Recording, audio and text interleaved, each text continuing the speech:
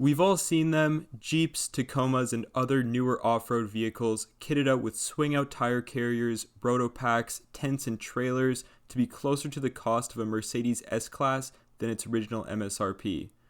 Although these builds are pretty cool, at Total Outdoors we're on a mission to show you that you don't need your own construction business or to go into credit card debt in order to afford a proper off-roader. This is Caleb's 2003 Nissan Xterra SE Supercharged. He had it for a bit over a year and a half and drove it all over Western Canada.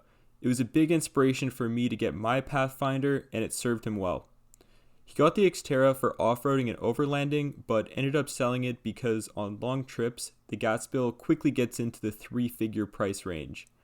Although he kept it mostly stock mechanically, other than a few upgrades the past owners added, he built this awesome bed platform and camper system to turn the Xterra from a normal SUV into a proper backcountry base camp.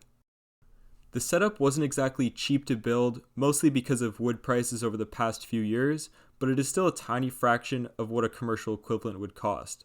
We don't have a detailed price breakdown or anything, but I would estimate that about half the cost was the wood, and the other half was made up by the slides and all the other miscellaneous hardware. The only addition I'd make would be some varnish on the wood, but after that it's perfect and will probably outlast the Xterra.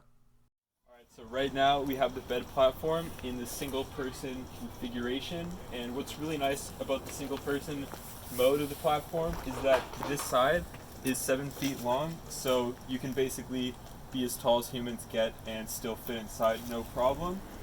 And if we just walk over here, so we have this little extension piece right here, and this is nice because it actually folds down, and you can do it with one hand, like so. And you can put the passenger seat back up into place and drive normally with 3 people in the car because we still have one of the back seats up. And from here, as you can see, we have these 2 hinges right here. These are exactly like normal door hinges. And normally there would be a pin going through here, obviously, but right now for demonstration purposes, we have those taken out. And we can take out this whole piece right here.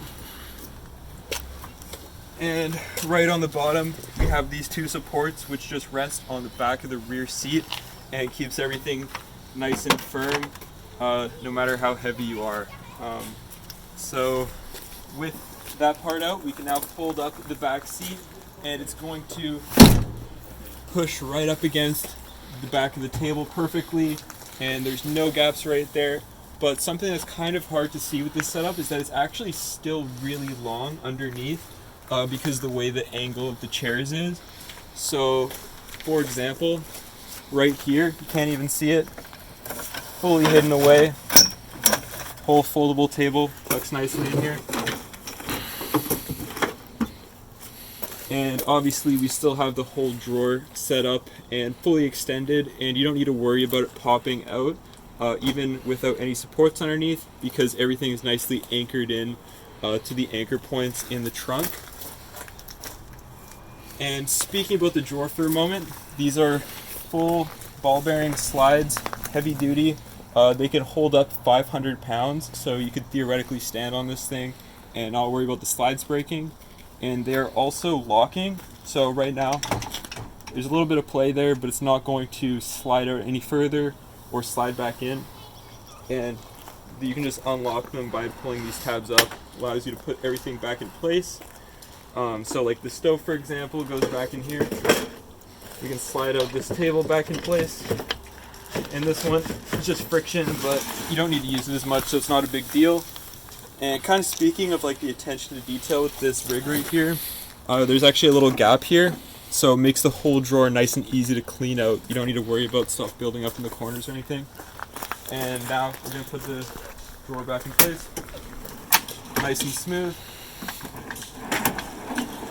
just like that. Don't need to worry about going anywhere because it locks back in place once again. And you got 2 nice handles here to pull them out, as well as a skull to scare away all the evil spirits when you're out in the backcountry. Well, there you have it, guys. Another Nissan SUV build out. If you like this video, you'll definitely like the overview video of the bed platform in my Pathfinder, as well as my other Pathfinder and 4x4 oriented videos. Let me know in the comments what your favorite budget off-roader is, or which one you drive. I've been enjoying reading your comments over the past few months, and as always, thanks for watching, and make sure to like this video and subscribe.